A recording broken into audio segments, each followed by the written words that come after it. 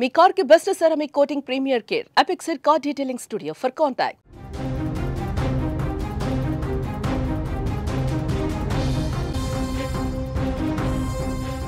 తమిళనాడు రాష్ట్రంలో ఘోర రోడ్డు ప్రమాదం చోటు చేసుకుంది. 2 ప్రైవేటు బస్సులు ఎదురెదురుగా బలంగా ఢీకొన్న ఘటనలో 6 ప్రయాణికులు స్పాట్లోనే ప్రాణాలు వదిలారు. తెన్కాసి జిల్లాలో జరిగిన ఈ విషాద ఘటన జర్నీ సినిమాలో సీన్ని తలపించింది. జర్నీ సినిమాలో కనిపించినటువంటి ఆ భయానక దృశ్యం ప్రత్యక్షంగా అక్కడ చూసిన వాళ్ళు ఆ సినిమాని గుర్తు చేసుకున్నారు. అంత దారుణంగా ఎదురెదురుగా 2 బస్సులు వచ్చి ఒక్క ఉదుటిన బలంగా ఢీకొట్టుకున్నాయి. తెన్కాసి జిల్లాలోని మధురై తెన్కాసి జాతీయ రహదారి మీద ఈరోజు ఉదయం జరిగింది ఇది. ప్రయాణికులతో వెళుతున్న 2 ప్రైవేటు బస్సులు అదుపు తప్పి ఒకదానికొకటి ఎదురెదురుగా బలంగా ఢీకొట్టుకున్నాయి. ఈ ప్రమాదం ధాటికి బస్సుల ముందు భాగాలు పూర్తిగా నుజ్జునుజ్జైపోయి అసలు గుర్తుపట్టడానికి లేకుండా మొత్తం కూడా ఆ బస్సులో ఉన్నటువంటి సీట్లు ఆ ముందు భాగం అద్దాలు మొత్తం ఏ పార్ట్కి ఆ పార్టు ఊడి పడిపోయినటువంటి పరిస్థితి, చంద్రవందరగా పడిపోయిన పరిస్థితి. ఈ ప్రమాదంకి 6 స్పాట్లోనే చనిపోయారంటే ప్రమాద తీవ్రత ఏ స్థాయిలో ఉందో అర్థమవుతుంది. బస్సులో ప్రయాణికులు భయంతో ఒక్కసారిగా హాహాకారాలు చేశారు. వాళ్ళు ఇక ప్రాణాలు ఇక పోతాయేమో, ఇంకా గాల్లో కలిసిపోతాయని చెప్పి అందులో ఉన్న ప్రయాణికులు అందరూ పెద్ద ఎత్తున అరిచారు. అంత ఘోరంగా ప్రమాదం జరిగింది. 6 స్పాట్లో చనిపోయారు. సుమారు 35 మంది పైగా తీవ్ర గాయాల పాలైనటువంటి పరిస్థితి ఉంది. ఒకసారి దృశ్యాలు చూడండి. ఆ బస్సు మొత్తం కూడా ఆ పార్ట్లు మొత్తం ఏ విధంగా ఊడిపోయిందో, ఏ విధంగా ఛిద్రం అయిపోయిందో. అక్కడ ఉన్నటువంటి ఆ 2 బస్సులు, ఈ బస్సు ఆ బస్సు 2 ఒకే రకంగా ఉన్నటువంటి బస్సులు మీరు చూస్తూ ఉన్నారు. 2 ప్రైవేటు బస్సులు ఒక్కసారిగా బలంగా ఢీ కొట్టేసరికి చాలా ఘోర ప్రమాదం జరిగింది. అక్కడ చుట్టుపక్కల పొలం పనులు చేసుకునే వాళ్ళు కావచ్చు, అక్కడ స్థానికులు ఇళ్లలో ఉన్నవాళ్ళు కూడా ఆ సౌండ్కి ఆ బలంగా ఢీ కొట్టుకునేసరికి ఏదో అయిపోయిందని చెప్పి వాళ్ళందరూ కూడా అర్థమైపోయింది. స్పాట్లోనే వెంటనే బయటకు వచ్చారు. అక్కడ చుట్టుపక్కల ఉన్నటువంటి స్థానికులందరూ కూడా రెస్క్యూ చేయడం మొదలుపెట్టారు.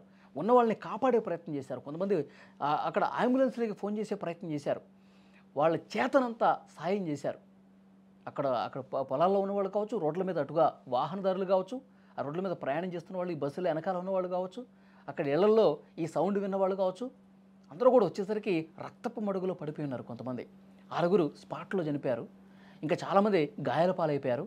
అంబులెన్సులు పిలిపించారు, పోలీసులకు ఫోన్ చేశారు. హుటాహుటిన వాళ్ళని ఆసుపత్రికి తీసుకెళ్లిన పరిస్థితి. ఈ ప్రమాదం జరిగిన వెంటనే అక్కడ స్థానికులే మొదటగా స్పందించారు. పోలీసులు, అగ్నిమాపక సిబ్బంది హుటాహుటిన అక్కడికి చేరుకున్నారు. బస్సు రేకుల మధ్య ఆ రేకుల మధ్య ఇరుక్కుపోయినటువంటి ప్రయాణికుల్ని చాలా కష్టం మీద బయటికి లాగారు. ఎందుకంటే మొత్తం ఫోర్సులో కొట్టేసరికి చాలామంది ఇరుక్కుపోయారు లోపల.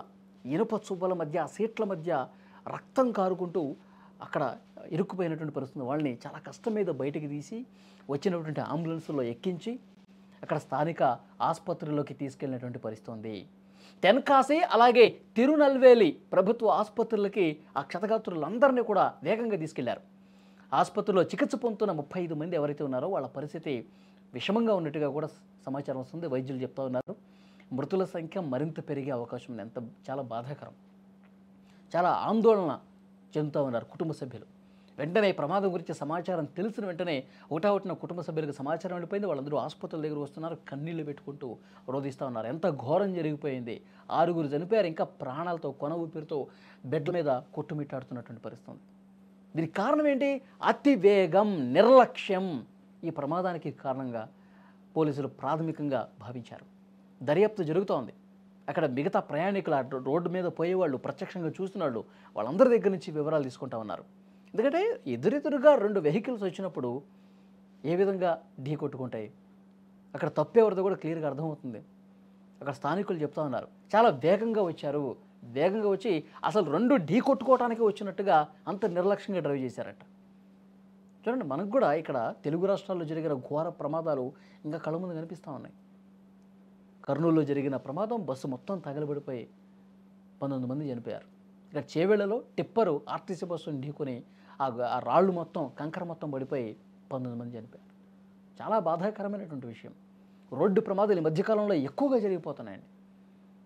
బస్సులో ప్రయాణం చేయాలంటే ప్రయాణికులు లిటరల్గా భయపడిపోతూ ఉన్నారు. బస్సు ఎక్కితే మనం ప్రాణాలతో ఉంటామా అన్న ఒక క్వశ్చన్ వస్తూ ఉంది.